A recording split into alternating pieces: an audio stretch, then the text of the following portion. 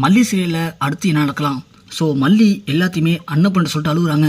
இந்த மாதிரி ராஜேஸ்வரியை கூப்பிட்டு மிரட்டினா, அவர் வீடியோ காட்டினா, அந்த வீடியோவில் கதிரேசன் இருக்கார்ல, அவர் வந்து பிரியுமா ராஜேஸ்வரிட்ட டீல் பேசுறாரு.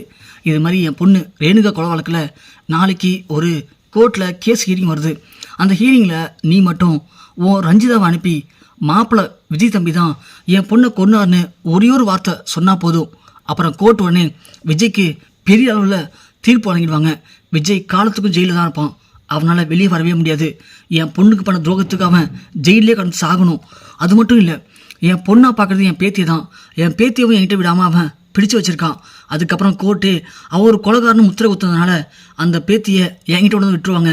அப்புறம் என் பொண்ணு இருந்த எனக்கு என் பேத்தி தான் ஒரு மருந்தாக இருப்பா. அவளை வளர்த்துக்கிட்டு என் காலத்தை ஓட்டிடுவேன். இதுக்காக நான் உனக்கு என்ன வேணும் பண்ணுறேன் அப்படின்னு கதிரேசன் ராஜேஸ்வரிகிட்ட பேசின வீடியோவை ராஜேஸ்வரிகிட்ட காட்டினா பிரியமா. அதை பார்த்ததுக்கப்புறம் என்னால் சுத்தமாக நார்மலாக இருக்கவே முடியல. அதான் நான் முடிவு பண்ணிட்டேன், இதுக்கு மேலே நாம் விஜய் கூட சேர்ந்துருக்க முடியாது அப்படின்னு. என்னால் விஜய் விட்டு இருக்க முடியாது, ஆனால் என்ன பண்ண முடியும்? என்னால் விஜய் விட்டு இருக்க முடியாதுன்னு தாண்டி விஜயால் வெண்பா இல்லாமல் சுத்தமாக நிம்மதியாக இருக்கவே முடியாது பிரியமா. அது எனக்கு நல்லாவே தெரியும். அதனால தான் நான் அவர் வழி இல்லாமல் இந்த முடிவெடுத்திருக்கேன். எனக்கு தெரிஞ்சு நான் விஜய் விட்டு ஒதுங்கிறது தான் சரியான முடிவாக இருக்கும் பிரியமா. இதில் நீங்கள் எதுவும் தலையிடாதீங்க ப்ளீஸ் பிரியமா அப்படின்னு சொல்ல, ஏ மல்லி, உனக்கு என்ன பைத்தியம் பிடிச்சிருக்காடி? இல்லை கேட்குறேன், ஏன் பிள்ளை பிரச்சனை இதுதானே என்கிட்ட சொன்னால் நான் சரி பண்ண போகிறேன். அதை விட்டுட்டு நீ விஜய் விட்டு ஒதுங்கிட்டா எல்லாம் சரியாயிடுமா? இல்லை ராஜேஸ்வரி சும்மா விட்டுவாளா? இங்கே பாரு, இப்படி தான் ஆரம்பத்தில் ஒன்றை சொன்னான், விஜய் விட்டு போ விஜய் விட்டு போன்னு சொல்லிட்டு. ஆனால் லாஸ்ட் என்ன பண்ணா? விஜயவே பழி வாங்கிறதுக்கு துணிஞ்சிட்டா. அப்போது அவளுக்கு பிரச்சனை நீ இல்லை மல்லி, நீ விஜய் தம்பி கூட இருக்கிறதுனால விஜய் தம்பியை எதுவுமே பண்ண முடியல அவளால். அதை புரியுதா ஃபஸ்ட்டு உனக்கு? அதையும் உனக்கு புரியல. ஒன்றை விஜயை விட்டு பிரிச்சிட்டோம்னா விஜயை ஈஸியாக ஒழிச்சு கட்டிடலாம். ஏன்னா விஜய்க்கு பலமே நீ தான் மல்லி. விஜய் தம்பிட்டு சொத்தெல்லாம் பிடுங்கிட்டா. ஆனால் அவளால் விஜய் தம்பி என்ன பண்ண முடிஞ்சது? எதுவுமே பண்ண முடியல பார்த்தியா? ஏன்னா அவளுக்கு பக்கபலமாக நீ இருக்க. எந்த பிரச்சனை கொடுத்தாலும் சரி, எவ்வளோ குறைச்சல் கொடுத்தாலும் சரி, நீ வந்து அதை சரி பண்ணிடுற. அதனால தான் அவள் திட்டம் போட்டு ஒன்றை ஃபஸ்ட்டு காலி பண்ணணும் அப்படின்னு முடிவு பண்ணியிருக்கா. ஒன்றை விஜய்கிட்ட பிரிச்சிட்டோம் அப்படின்னா விஜய் தம்பியை ஈஸியாக ஒழிச்சு கட்டிடலான்னு அவள் பிளான் பண்ணுறா.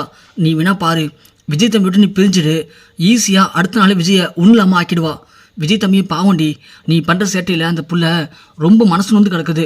அதனால நீ மட்டும் இப்போ அந்த தம்பி விட்டு இல்லைன்னு ஆயிடுச்சு வச்சுக்கேன், கண்டிப்பாக அந்த ராஜஸ்ரீ பண்ணுற டார்ச்சரில் விஜய் தம்பி தப்பான முடிவு போனாலும் போயிடுவாடி அப்படின்னு அண்ணன் சொல்ல, பெரியமா என்ன பெரியமா இப்படிலாம் பேசுகிறீங்க? என்ன இப்படி பேசுகிறேன்? உண்மை தாண்டி சொல்கிறேன். உனக்கு என்ன பிரச்சனை இப்போது? அந்த ராஜுக்கிட்ட வந்து விஜய் தம்பியை காப்பாற்றணும், அவ்வளோதானே? சரி, ராஜு ஒரு வீடியோ காட்டான்னு சொன்னல, கதேசை பேசுகிறது, அது யார் ஃபோன் வந்து காட்டணும்? ராஜு சரி அவங்க ஃபோன் தான் பெரியமா. அப்போ என்னடி அந்த ஒரு ஃபோன் போதா சாட்சிக்கு? புரியல பெரியமா. என்ன புரியல? நீனா மக்கா? நாளைக்கே கோர்ட்டில் போகிறோம், விஜய் தம்பி தான் கொலை பண்ணான்னு ரஞ்சிதா சொல்கிறா. என்ன பண்ணுவாங்க கோர்ட்டில்? உடனே விஜய்க்கு தீர்ப்பு கொடுப்பாங்க. ஆனால் அதே நேரத்தில் நாம் உள்ளே போந்து கதிரேசன் பேசினான்னு சொன்னியே ராஜேஸ்வரி கிட்ட, நீங்கள் வந்து எனக்காக பொய் சாட்சி சொல்லணும்னு சொல்லி அந்த வீடியோ காட்டினா என்ன ஆகும் யோசிச்சு பாரு. கோர்ட்டில் இருக்கிற ஜட்ஜி பார்த்துட்டு, அப்போது நீ வந்து பொய் சாட்சி சொல்லியிருக்கியா அப்படின்னு ரஞ்சிதா மேலே அப்படியே கேஸை திருப்பிடுவாங்க. ஸோ விஜய் மேலே இந்த தப்பு இல்லைன்னு சொல்லி தீர்ப்பும் கொடுத்துருவாங்க. அப்புறம் விஜய் தம்பியை ஜெயிலுக்கு போகணுங்கிறது அவசியமே இல்லை. வெண்பா விஜய் விட்டு பிரிக்கணுங்கிறது யாராலையும் நடக்காது. நீ விஜய் கூடயே இருக்கலாம். என்ன சொல்கிற பெரியமா? நடக்குமா இது? நடக்கும் மல்லி, நடக்கும், கண்டிப்பாக நடக்கும். அதுக்கு நீ எனக்கு உதவி பண்ணால் போதும். என்ன பெரியமா பண்ணணும்? ஒன்றும் இல்லை மல்லி, நான் அன்றைக்கி சொன்னேன் இன்றைக்கி சொல்கிறேன். அநியாயத்தை அநியாய வழியில் போய் தான் சரி பண்ண முடியும். அநியாயத்தை நியாயத்தால் போய் ஒன்றும் பண்ண முடியாது. அதனால் அன்றைக்கி நாம் எப்படி நைட்டு யாருக்கும் தெரியாமல் ராஜேஸ்வரி வீட்டுக்கு போயிட்டு விஜய் தம்பிக்காக மார்க் ஷீட் எடுத்து வந்தோமோ, சேம் அதே மாதிரி இன்றைக்கி நைட்டும் நம்ம அங்கே போகிறோம்.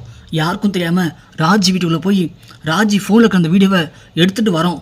எடுத்துகிட்டு வந்துட்டு நீ அமைதியாக இரு. ராஜேஸ்வரி என்ன பண்ணுவா? விஜயை கோத்துருன்னு சொல்லி கோர்ட்டில் போய் சாட்சி சொல்லுவா அந்த ரஞ்சிதா. அப்போதைக்கு நாம் உள்ளே புந்து எல்லாத்துக்கும் காரணம் கதிரேசனும் ராஜேஸ்வரி தான் சொல்லி அந்த வீடியோ அதை காட்டுறோம். அதே மாதிரி அந்த இடத்துல ரஞ்சிதா என்ன பண்ணுவா? நானும் சொல்லலை, எல்லாத்துக்கும் காரணம் ராஜிதான்னு சொல்லி ரஞ்சிதாவும் அப்படியே அந்த பெல்ட் அடிப்பா.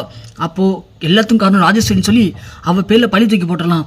ஸோ அதுக்கப்புறம் உள்ளே போகிறது விஜய் தம்பி இல்லை, அந்த ராஜேஸ்வரி தான். கொஞ்ச நாளைக்கு உள்ளே இருந்தா அதுக்கப்புறம் அவளுக்கே எல்லாம் புரிஞ்சிடும். என்ன சொல்கிற பெரியமா? நடக்குமா இதெல்லாம்? மல்லி, கண்டிப்பாக நடக்கும். அன்னைக்கு இதுதான் கேட்டேன், நடக்குமா பெரியமான்னு.